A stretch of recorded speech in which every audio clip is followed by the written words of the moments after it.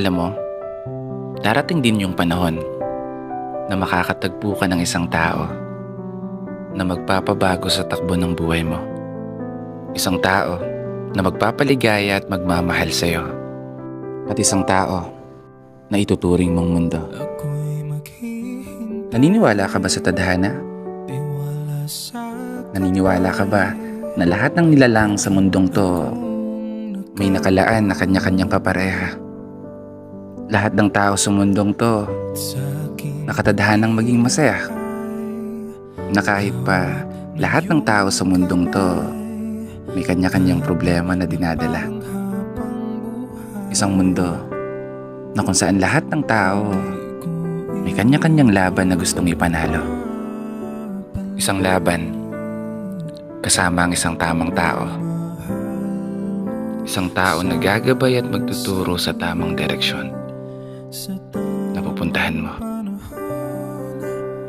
Sa tamang panahon, sa tamang sitwasyon, sa tamang pagkakataon, sa tamang sandali, at sa tamang oras. Darating din ang tamang tao na makakasama mong humarap sa bawat bukas.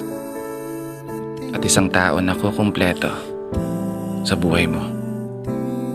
Hindi nga lang natin alam kung kailan nga ba darating. Saan mo matatagpuan? O paano kanya mamahalin? Basta ngayon, kung nag-iisa ka, i-enjoy mo yung buhay. At mas kilalanin mo pa yung sarili mo sa ano pa yung kaya mong gawin. Hanggang saan pa yung kaya mong marating. Ano ba yung dapat baguhin? O ano ba yung dapat alisin? Para pag dumating yung araw na ibigay sa'yo ng tadhana at makatagpo ka ng tamang tao, handa na ang sarili mo.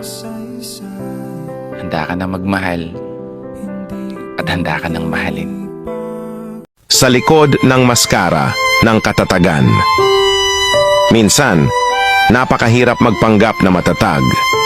Yung pakiramdam na halos hindi mo na kaya, pero pilit mong pinapakita sa iba na masaya ka, kahit sa loob-loob mo'y ramdam mo ang bigat ng bawat hakbang.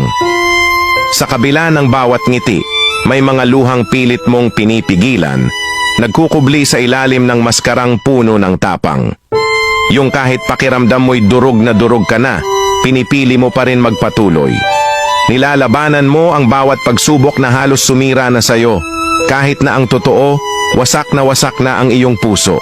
Sa bawat araw, dala mo ang bigat ng sakit na walang nakakaalam, pero pinili mong manatiling nakatayo, nagkukubli sa liwanag ng tapang na halos wala na. Sa likod ng bawat ngiti at biro, may isang pusong umaasa na balang araw, hindi mo na kailangang magpanggap. Nadarating din ang panahon na mapapalaya mo ang sarili mo sa bigat ng pagpapanggap at tunay kang magiging masaya.